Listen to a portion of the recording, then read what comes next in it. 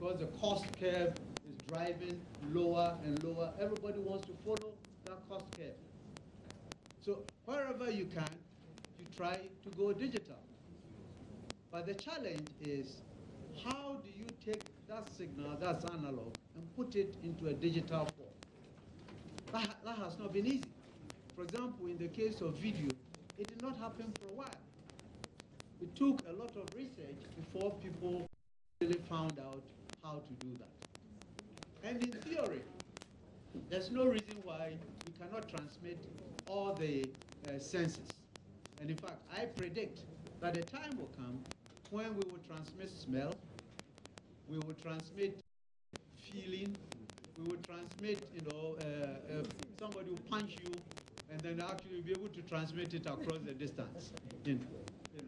And why do I say that? Because all it takes is, if you are smart enough to capture that signal. The challenge is usually we are not smart enough to capture that signal. But if you're able to capture that signal, you can transmit. In fact, you can imagine talking to your loved one, and one day, she may put on a different perfume. Next day it's a lovely perfume. When she's mad at you, maybe a bad perfume. And all of this can be transmitted across the distance. This is what I foresee. Taste ought to be able to be transmitted across the distance. It is because the same basic idea of capture, transmit, reproduce. And once you're on the digital curve, we're able to transmit more and more, faster and faster. And this is the reason why all communication is now converging. For example, there used to be a time when voice networks was totally different from data networks, totally different from broadcast networks. But now what we are seeing is that all of these are becoming digital. And once that happens, a bit, and in digital we call it a bit. And bit is just a short form for a binary digit. This is the way in which we measure, the digitization, the volume of capacity, speed, and so on and so forth. The bit. A bit is a bit is a bit. It doesn't matter whether it's a video bit, it is a data bit, it is a voice bit. So you can put all of these together and transmit them together. And now all the things that have been discovered in the telecom world, because TV is becoming digital, now you can move all of those and take advantage of the telecom networks and be able to reduce the cost, make it more competitive, and so on. And later on, I'll talk about the separation between content and the underlying network. Later on, when another part of we'll talk about that. So once you do this, then the question is, why do you want to become digital? And in fact, the digital transition, for those of you who haven't got it yet, it is simply the process of changing the analog structure of our broadcast today and making it all digital. And to do that, you need things like standards and so on. And as a matter of fact, there was an agreement at ITU that we will all move digital. Countries like the US became digital a long time ago. The usual laggards are still struggling, to become, digital. And unfortunately, we are one of those, laggards. So we are still struggling to become, But when we get to that point where everything is digital, then we can take advantage of all of these. One of the key things is, as you move in the TV world to digital, you don't need as much bandwidth to transmit. For example, what you need for one channel today, you'll be able to transmit 20 different channels. So you save a lot of resource, radio frequency resource. And that's a scarce resource, because it is the same thing that we use for internet, the same thing that we use for all these other things. So if you can save it, and particularly the part of the spectrum that is taken up by TV is what we call the sweet spot, because it has all kinds of very nice characteristics. For example, it doesn't take as much power. You know, for example, you can easily go through walls and so on. That part of the spectrum is very attractive. You know, so as you free it up, you can apply it to other applications. You know, and this is one of the main reasons. For example, in the US, the way they did it was those who wanted that spectrum more or less paid those who are already there to move. You know, so instead of the government saying, I'll take it on myself to invest and so on and so forth, they said, no, let's do a swap. I'll give you my bandwidth, my spectrum, and pay me to move, and maybe pay some taxes to the government. So it becomes a win-win, you know, all over. You know, and those are some of the things we need to think about.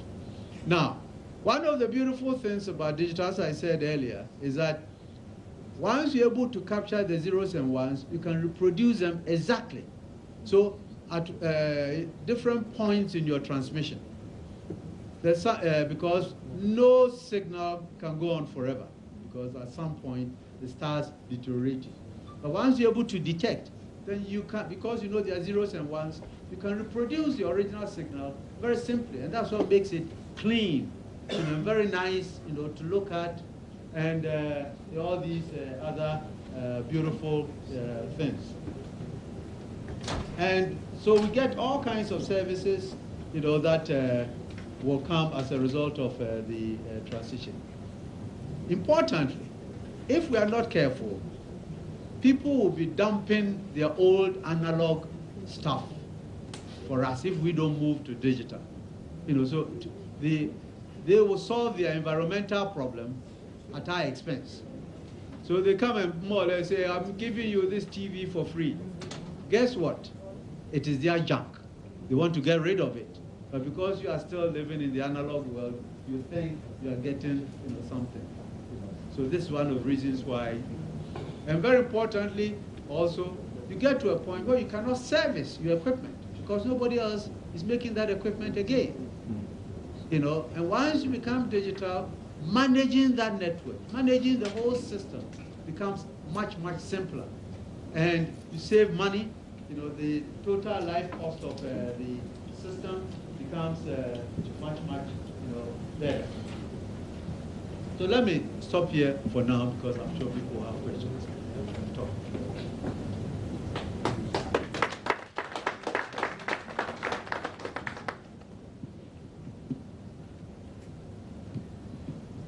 Thank you very much, Dr. Boakye and Mr. Fianco, for this very educative presentation. I think things are getting clearer. We are not there yet completely, but I think things are getting clearer. And of course, there are many policy implications in the issues that they have raised, and also financial and other implications, technological implications, and so on. The last point he said about dumping is very important.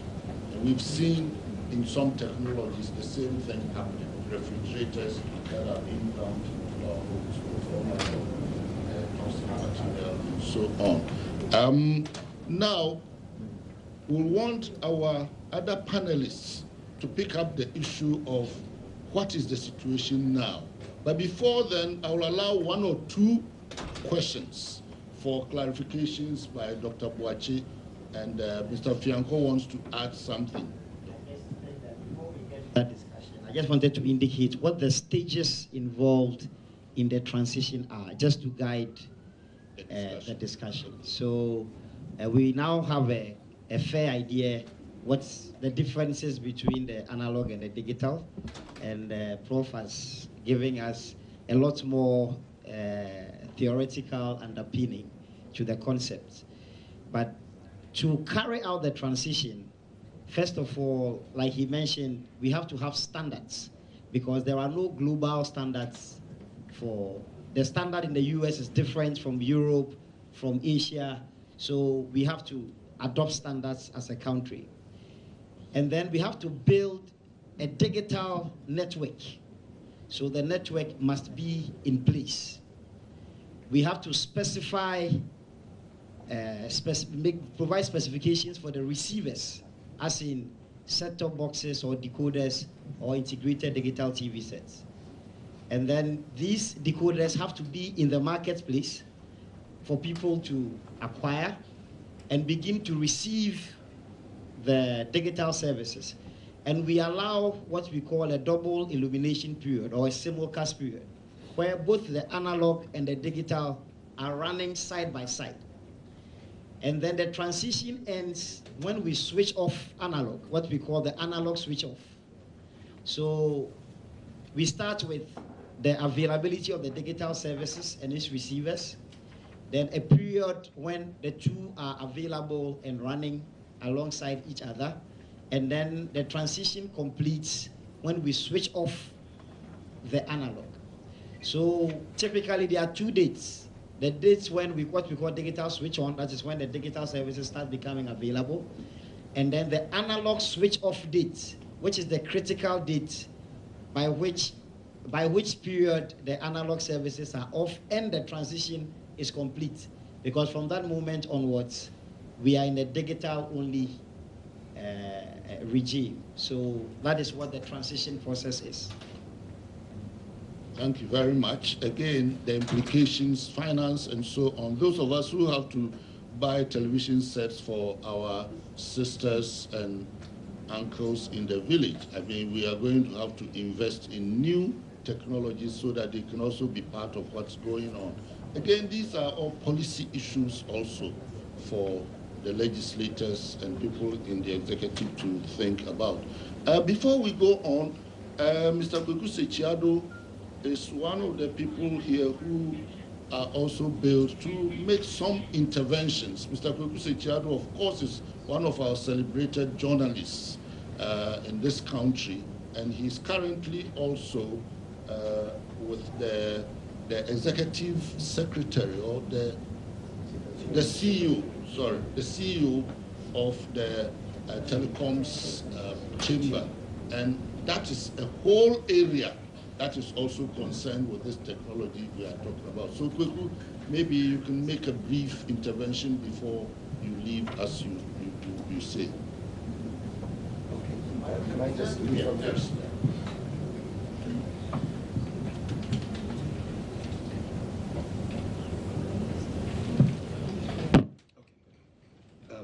Yes. Thank you very much, Prof. Kapong. Sorry. Thank you very much, Prof. Kakari. Excuse me, and also to Professor Dumor and the Foundation for the commemoration of Komla Dumor's life on this occasion, the 3rd anniversary. Obviously, an unhappy day, but one which you are the family and the foundation are clearly trying to make something positive out of it. So congratulations to you and to everybody who's come here to honor the memory of Komla. So I'll just make just a few quick remarks. Primarily, myself, I'm a broadcaster as well, and I think that the point that Mr. Jana Penting, also known as Nana Jam Penting, Apejahine of Achim Eti. The point he made about the need for a switch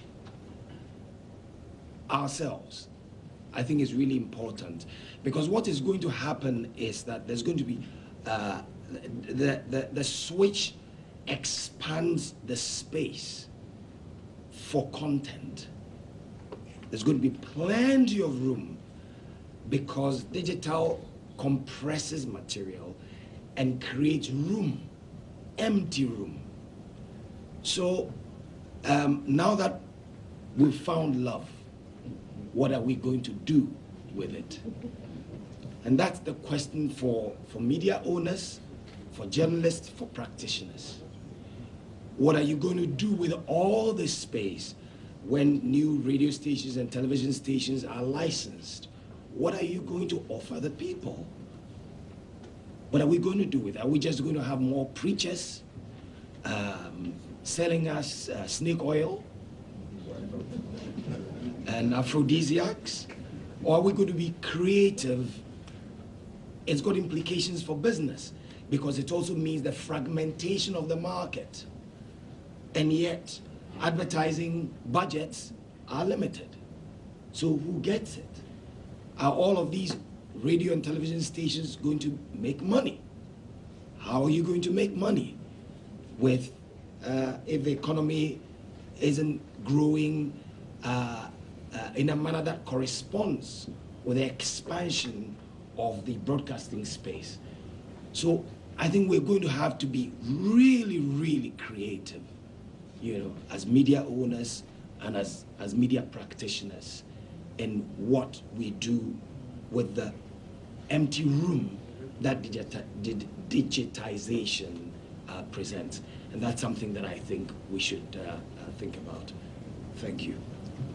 Thank you very much. Now we'll continue with our panelists, and please, because we have so much to do, we'll plead with you to make your presentations as briefly as possible. We'll now, having been educated about what the digital transition is, we would like our other panelists to respond to the issue of the situation as it is in Ghana and possibly the challenges that may involve. So we'll start with Chief Jirakot, Chief Crystal Jirakot, who's been in the, as I said, who's been in the industry for quite a long time to address the issue.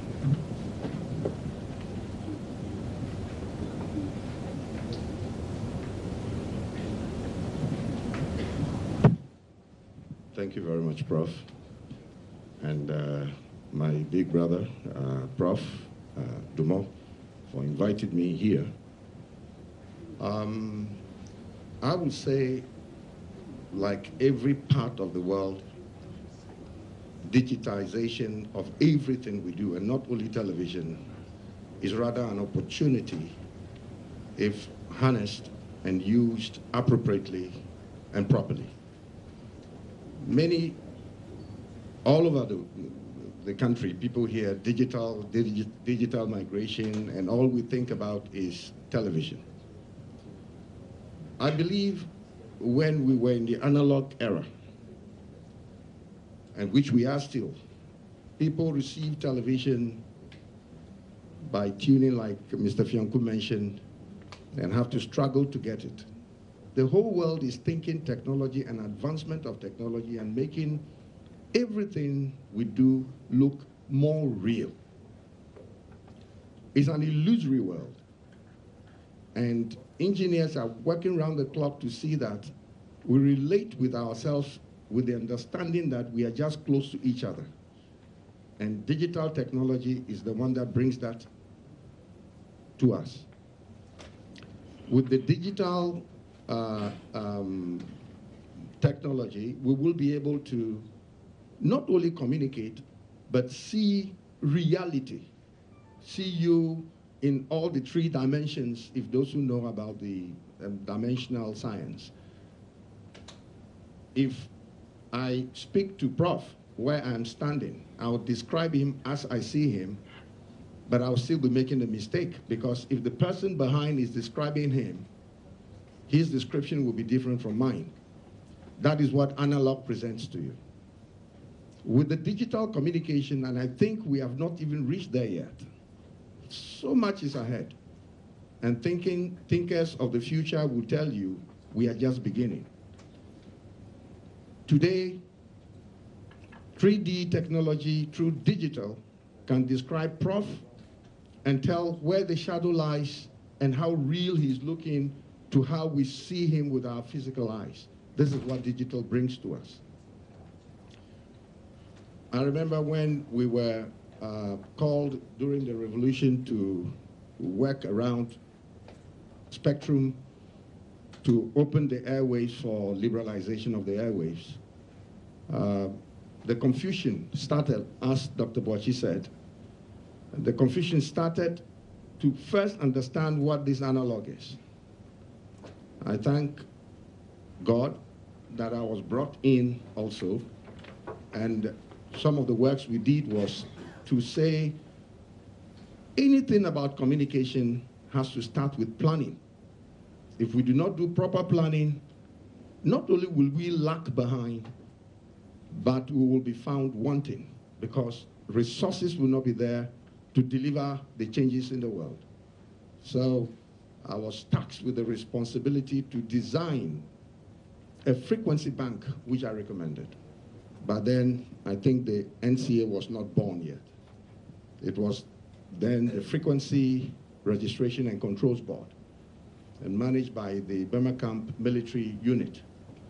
And so we created the bank and opened up for future developments, which is necessary. As we speak today, even during digital era, as a country, we must be thinking of the future so that we do not use all the resources. This point is very, very key.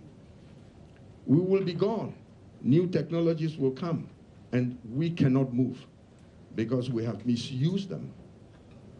And so, before the mobile technology, which was also analog, we realized in my document to the frequency board then that if we are not careful, we will have, God forbid, something happening as an accident or something to do in the ocean, and we need spectrum to work on it. But we will not find the spectrum because one FM station is using it. And you cannot just take him off. It will become a legal issue. So planning is very key. And here I thank the NCA when they came on board, that they have been working on. I challenge them a lot. I'm always on their neck. And I fight anybody, whether government or anyone, if you don't do it right. I think, to my understanding, we have to protect it. And so far, so good. They are doing so well. But there is a but, which they know we will still continue dialoguing on. With digital, we will be able to communicate with various formats, various standards. So when digital transition, as we discussed, started, we all converged, various task forces and meetings, and finally at the Kofi Annan Center. As a nation, we decided on a particular standard because you can offer digital services. This time I'm talking of broadcasting, not the telecommunications with the telephony, which there's a convergence. At the point when we get there, we'll discuss it. And we discussed and agreed that what standard do we use in delivering or migrating from analog? We looked at situations like we are a third world. And if there is the need for our leaders to speak to us, why should we be limited in any way? Because then we had cable to deliver digital services to our people dropping the analog. We had satellite. We had the terrestrial services. What do we do? And we all, as an industry, our stakeholders, including Parliament, agreed that we have to do terrestrial television because we have control over our space and we can deliver information within our space without any hindrance.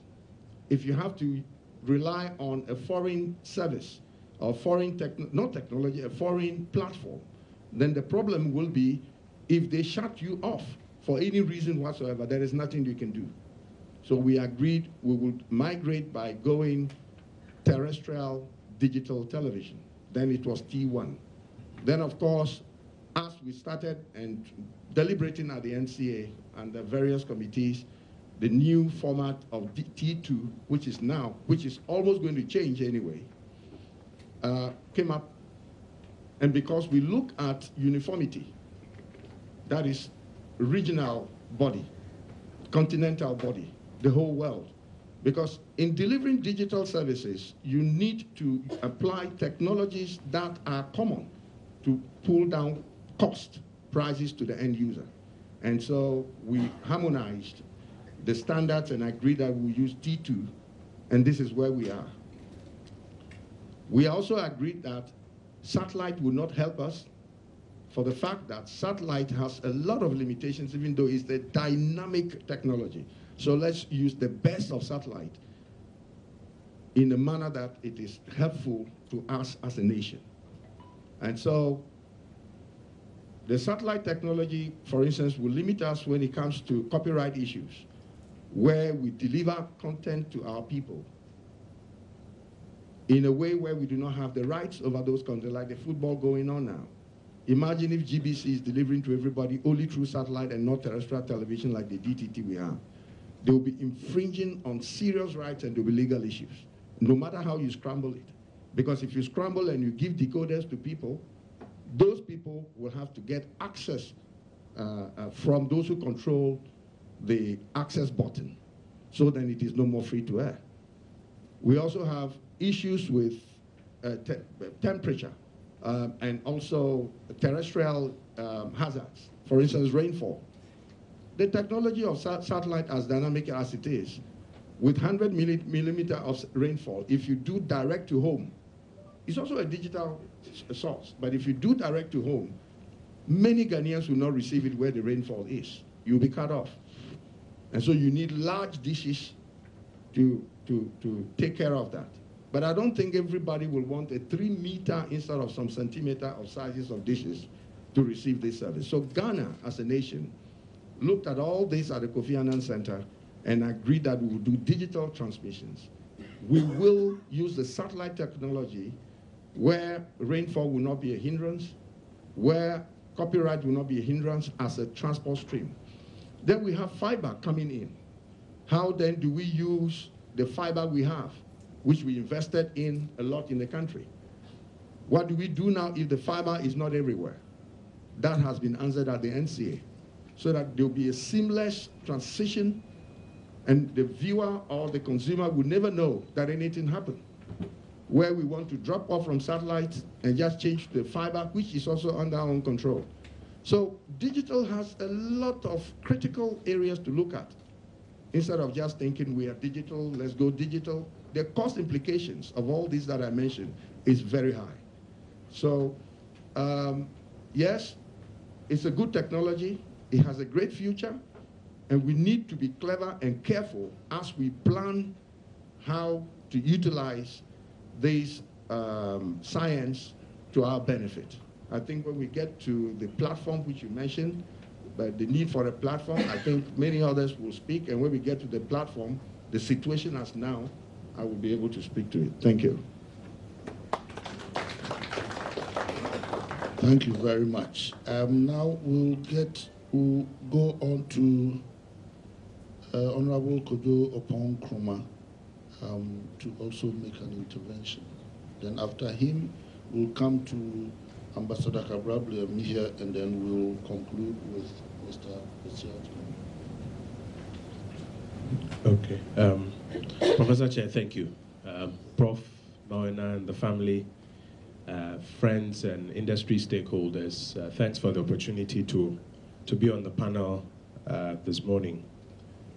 I was one of the privileged few who had the opportunity to learn directly at the feet of Komla at Joy FM. And I think one word that we can easily associate with him is excellence.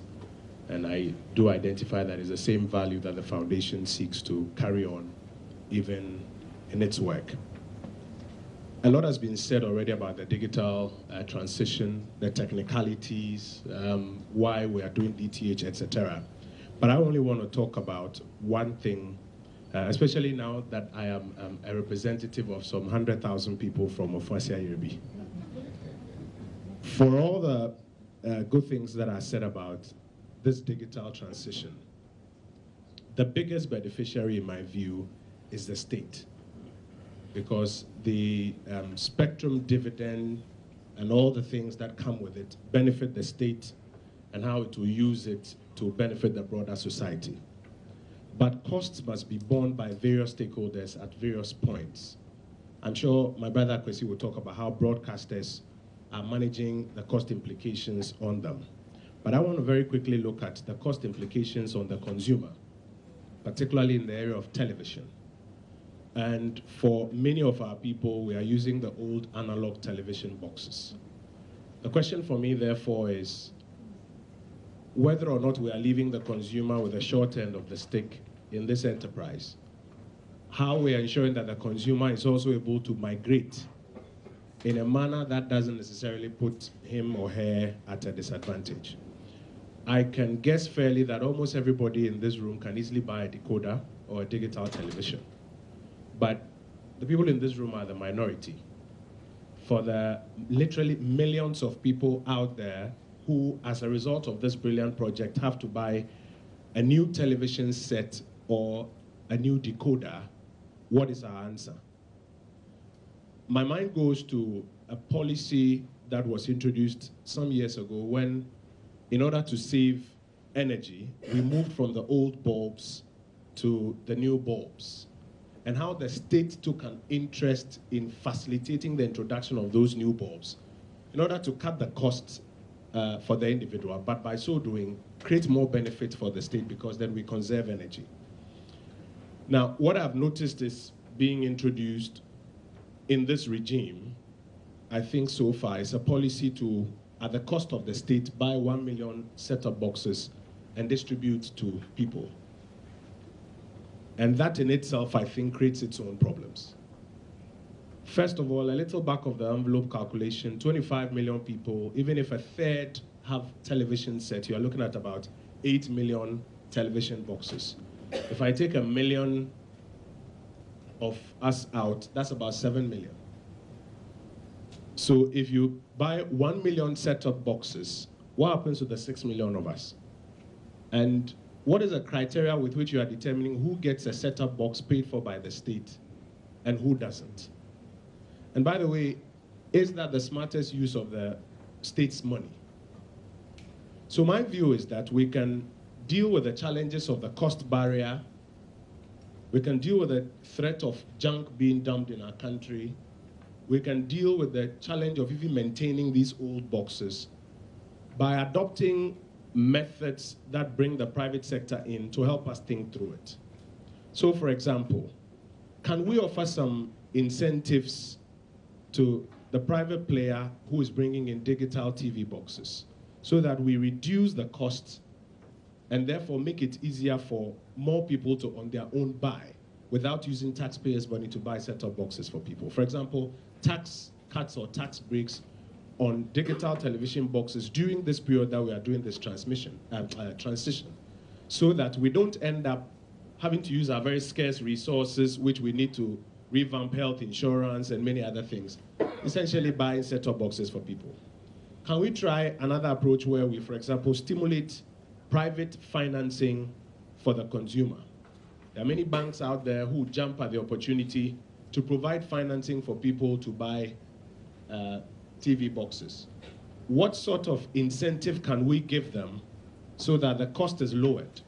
What does it mean? Is it about taxation? Is it about underwriting something? Is it about making some particular fund available on which they can make some limited margin, but yes, it's a margin or a spread, of course, but then we don't have to dip into the taxpayers' money? Can we look at things like import restrictions on analog sets? Because if while we are buying set-top boxes, we are not doing anything about importation of analog boxes, then essentially we are creating an incentive for people to help with the importation of junk, knowing very well that at some point the state will buy set-top boxes for them, or they will hope to get into a state bracket where they qualify for these boxes. And for example, as was done in the case of the refrigerators at a point, can we find a way by which we can stimulate a low-cost swap mechanism? That if we can find a way by which you can bring in your old analog box and we can facilitate the acquisition of a new digital television box or a new box that doesn't necessarily come at that cost, can we do so? I believe that if we quickly move our minds to ways like this, we can answer the question on the mind of the consumer while all of these brilliant discussions are going on, which is a question that will come back to haunt us without necessarily putting a very huge burden or an avoidable burden on the taxpayers' limited basket. Chairman, I'm grateful.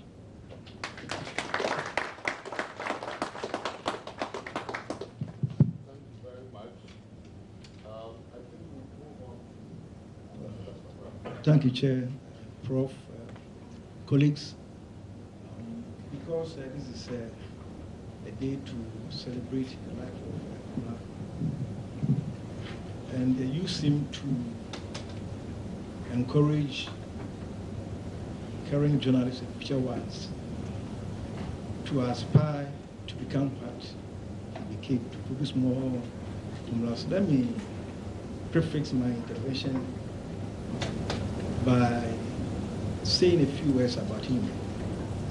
On a personal note, I can say he was a friend, and if he was around today, he would testify to the fact that his lovely wife, Kwansima, worked. In fact, her first job as a service person was with me at the press center. And as I did for many friends, I'm sure the training I gave her and the contacts that we all established could have been a factor in their eventual union. But beyond that, I think Komla was what good journalism is all about, or what a good journalist is all about. Good journalists seek to serve society. They refuse to become footnotes to the ambitions of politicians. And by so doing, they achieve their own immortality. That's why today, 3 years after his passing away, and for many years to come, the world will remember him. When we were growing up and they used to say, Nkrumah never dies, we thought it was blasphemous. But Nkrumah will never die because of his contribution to Ghana and Africa. And I think in the same way, Komla will never die because he became a model for good journalism, not only in Ghana, Africa, but the whole world. So I would like to start on that. Prof, I'm happy that you asked us to break it down, and I'm grateful that you asked us to answer the question of what is digital transmission. When you have bishops and pastors around, you don't quote the Bible. In the same way, when you have engineers who are also professors, you don't try to go into their terrain. But somebody broke it down for me. He said that analog is like VW Beetle, the car. And then digital is like a V8. If you have driven a VW and a V8, you know what I'm talking about. Easy to use, with all kinds of gadgets. When you're even reversing, it will tell you there's something behind. So that, for me, is the best illustration of what I'm talking about. But I want to focus on the situation in other African countries. And I think that when I last visited Tanzania, they had beaten the deadline. And at that time, only about a dozen or so countries in Africa had migrated. Now, when it comes to West Africa, Ghana is leading the process. As you speak, I don't think Sierra Leone, Liberia, and of course, certainly not Gambia, are thinking digital. So we have challenges that, as usual, Africa will be late. We are late starters in all these things. There are challenges. One is finance, infrastructure. We are lucky in Ghana that through GBC and several initiatives, by the time that you started to roll down the process, as Chief Funerist will confirm, there was something on the ground. Chief himself had already done something in that area. Now, if you go to any of these countries I'm talking about, the infrastructure that exists today cannot support the kind of drive that we have been able to achieve in Ghana. And then there's the question of technology importation. Here again, Ghana is lucky because if I stand to be corrected, but the whole setup or the platform is being pioneered and built by a Ghanaian company, which is a plus for our state of progress. what is happening in other countries is that they have to bring in outsiders, and that provides all kind of dependency syndrome.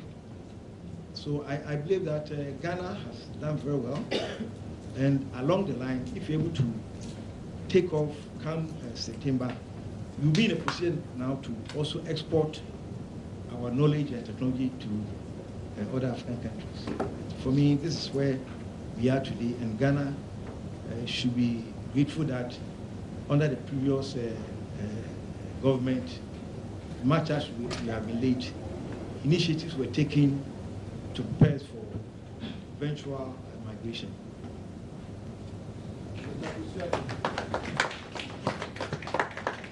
Thank you, Prof. And thank you to the Komla Dumor Foundation for having us here. For me, Komla was the guy we used to call the Mobitel traffic watch guy. And for him to have risen to where he got to is a testament to the fact that if you believe and if you don't give up, the sky could be your limit. As broadcasters, I think we have a lot of issues with, well, where we are now. I beg to differ. I don't think we are slow starters. I mean, if you remember, we did the first digital plane, Drobo Airlines, African Electronics. So we are not necessarily slow starters. But on a more serious note, I think if you look at what the NCA has done, they've looked at the stages in terms of the technology without looking at the commercial viability of broadcasting. And that is where we have an issue. And as the Minister Designate said, already we've written 3 letters to her. It tells you there are a lot of issues that need to be dealt with if digital migration, digital transition will be of benefit to the country. Because if you don't look at the commercial viability of the project, vis-a-vis content creation, distribution, aggregation, ownership, and all that, like we did with analog broadcasting, where we started off without any regulatory framework. And so it was like, we got to a point where now we have to look back. And that has been the issue at stake. We work together with the ministry and all the other stakeholders to craft a digital migration policy. As we speak, that is still, I don't know where it is. It was supposed to have gone to cabinet. It never came back from cabinet. And we don't know whether that document is still in transition. But what is going to happen, and it has already started, because a few weeks ago, there was an announcement, an advertisement by NCA asking people to apply for channel frequencies, channel authorizations. And I ask myself, already what we have not been able to resolve who is on. You have a situation where on the T1 that was referred to, you have illegal broadcasters on, and they've been on not for 3 days, some for 2 years, 3 years, illegal broadcasters. The regulator looks on. The legal broadcasters pay spectrum fees, authorization fees, taxes, and somebody can just sit in the comfort of his garage or his bedroom and put content on the platform because we are going digital. That will not help us. You have issues of distribution. What are the distribution mechanisms we are going to use? Chief talked about transportation of signal. What is the best method we are going to use, and all those things. All these things are hanging. But because we've managed to give a contract out, and because sites have been built, we say, oh, we are progressing. We are not. We are at a situation where, like the Minister Designate said, all the sites that have been built, only about 3 or 4 have been connected to the national grid. And so all of a sudden you have a situation where how are these sites going to be powered? Is it by generator? And who pays for that? There was supposed to be a DTT company that will overlook the platform. It's not in place. There was supposed to be a DTT migration board, and Ambassador Cabral was announced as the chairman.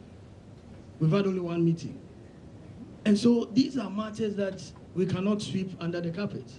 These are matters that we need to sit together. Because if we don't do that, yes, there will be an empty room like Kweku said, and everybody will want to play in that room. But you cannot play in that room without a financial model. And that financial model comes with a commercial model that is transparent, that is sustainable, and that will inure to the benefit of the country. Other than that, we can predict what will happen. There will be an empty room, but you have the South Africans come and buy everything in that room. Or you have the Americans come and buy everybody in that room. Because we're not creating the big players. We have DSTV multi-choice dominating Africa because there was a certain model that was deployed by their home country, that let's protect them, let's help grow the brand and the company so that they can veer into the rest of Africa. In our case, we are just fragmenting and thinking that because it's a resource, let's just give it up. Let's just make sure that everybody can just wake up one day and say, I'm a broadcaster. So that would be my opening remarks, if I should put it that way. And we'll say more when the time comes. Thank you. Thank you very much. I think the panel have raised many pertinent issues: policy, financial, technology, and so on. Questions of regulation and all of that. These are very vital questions if we are going to do this right. If we mess up by not addressing all of these different issues, we will pay for it very, very dearly. Let us break for 15 minutes, take coffee, water, and so on, and come back and continue. When we come back, you will find out in your program that the issues of regulation and so on are going to be central to the discussion. And then we will make room for more people to also make contributions. So let's break for 15 minutes.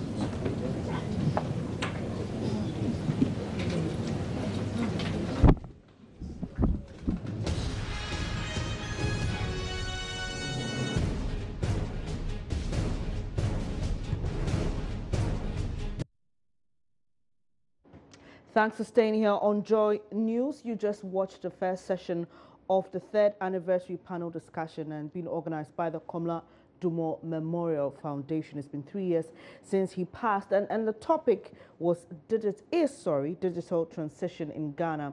The team has taken a break. Members of the panel have taken a break for about 15 minutes. They'll come back to talk more on issues about digital transition in Ghana. But just to run you by some of the few arguments that have been made, and well, they've spoken about the advantages of the digital migration, mentioning that, well, we'll need less frequencies, and that means that more people will get the opportunity to be broadcasters in the country. Mr. Fianco also spoke on adopting standards as a country, mentioning the steps that we need to take in our digital migration. He spoke about building a digital network, providing specifications for receivers such as set-top boxes, and also setting a specific time for the analog switch off, where there will be no analog transmission at all, where we move directly into digital transmission. But before then, there will be a period of simulcast where the analog and the digital transmission will be running together. And many other arguments raised over there.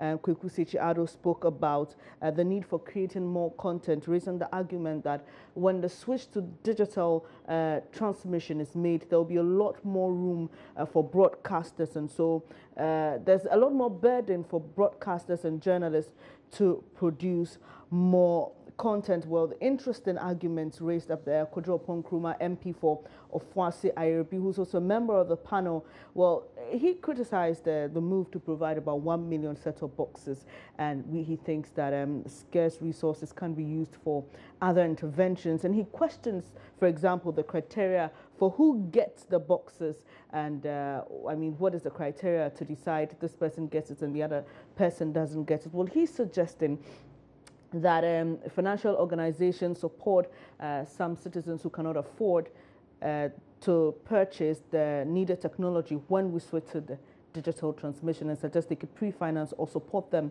in getting those technologies. So they'll be back in 15 minutes, and we'll take you live again to that particular venue where the Komla Dumor Memorial Lecture is currently ongoing.